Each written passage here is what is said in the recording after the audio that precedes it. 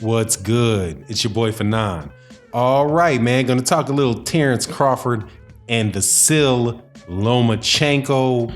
Two guys that are pretty much regarded by most people as of two of the top 3 pound for pound fighters in the world.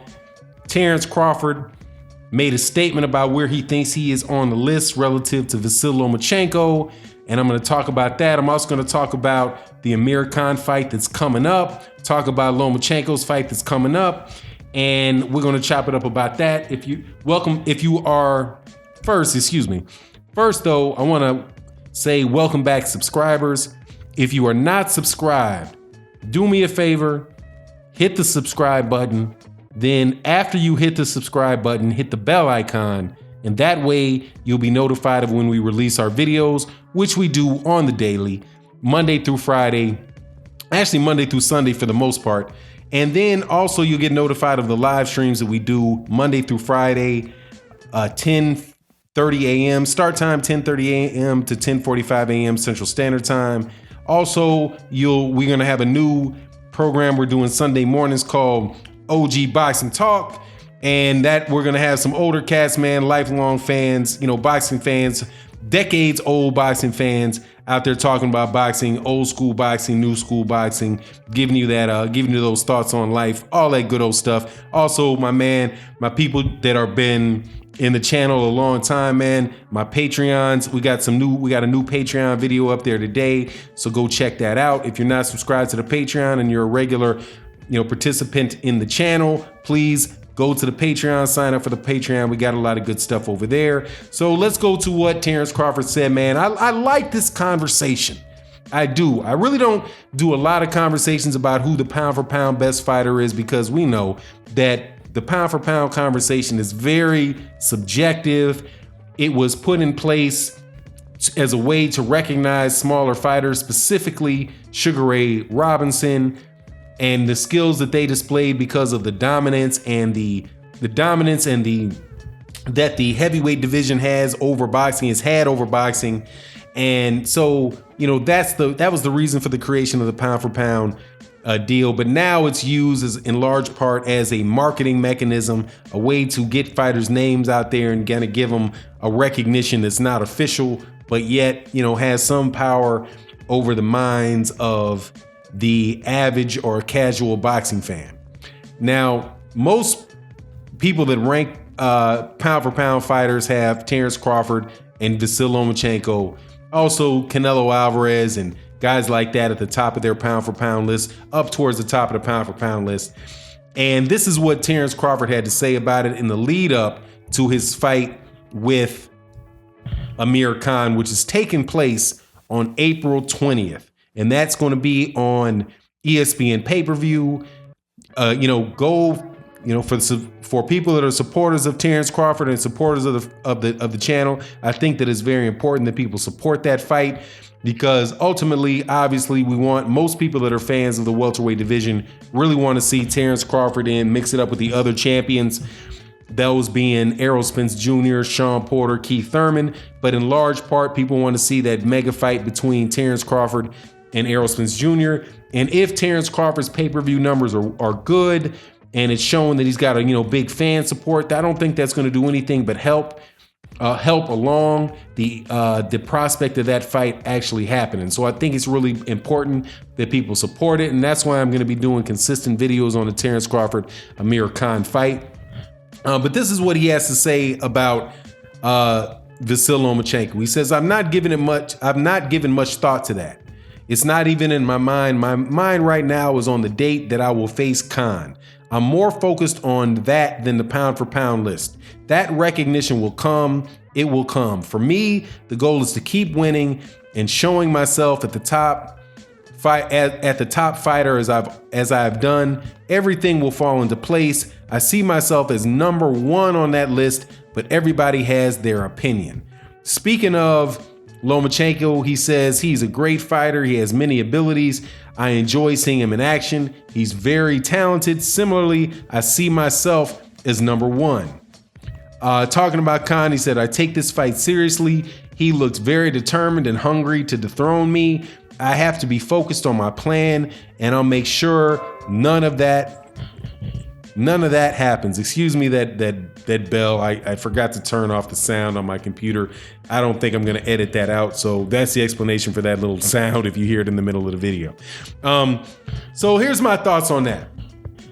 I think extremely, extremely highly of Terence Crawford as a boxer. And Vasyl Lomachenko obviously has moved up several weight classes. He won belts at 126 pounds against Gary Russell Jr. He won belts at 130 pounds, having beaten, I think he built Jason Sosa, Miguel Mariaga, and Nicholas Walters. The last fight he had was against Guillermo Rigondeaux, smaller guy moving up, but another pound for pound fighter. I think, I'm on the record having said a lot of things about that fight, but he really impressed me more. That being Vasyl Lomachenko has impressed me more in his last several fights because he showed that he's more than a one-trick pony, right? He's not in 135 pounds. He's not Lomachenko. He's not changing angle. Well, he's still fighting his game, but it's been less effective at 135 pounds than it was at 130 pounds and 126 pounds, right? Changing the angles, throwing a lot of volume, and just kind of confusing guys. He's actually had definitely in his last two fights, with one being with Jorge Linares and the next one being against Jose Pedraza, he's faced a good amount of adversity in those fights and wind up changing the things that he did from just that, the game plan A to having a game plan B, and that's going to the body. He stopped Jorge Linares to the body. He overcame being knocked down and stopped Jorge Linares with a shot to the body. Jose Pedraza, he was able to step it up against Jose Pedraza, who was giving him a lot of fits in the fight. Now, he obviously won the fight. I don't think he was in any danger of losing the fight, but it definitely wasn't a situation where, there was just a complete and utter domination of it, of Pedraza. But he wound up getting, knocking him down and winning the fight after a guy had found something that caused him some problems. And that's why I'm thinking, yeah, man, Lomachenko deserves to be on that pound for pound list. Terence Crawford I would have higher, though, because I think Terence Crawford really going from 135 to 140. The biggest thing about Terence Crawford for me was the fact that he unified all the belts at 140 pounds. And to me, when you're unified, when you're an undisputed champion, that's something that's kind of special. That same thing with Alexander Usyk, but because between Terence Crawford and Alexander Usyk, they're the only ones who have done that since Jermaine Taylor gave up a belt after he won the undisputed 160-pound title against Bernard Hopkins. So very, very, very significant thing.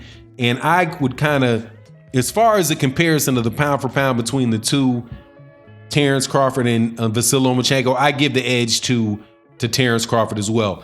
Now, the one guy that I think has a good argument as well, but it's only tainted in one regard, but hey, man, that one bit of taint is pretty significant.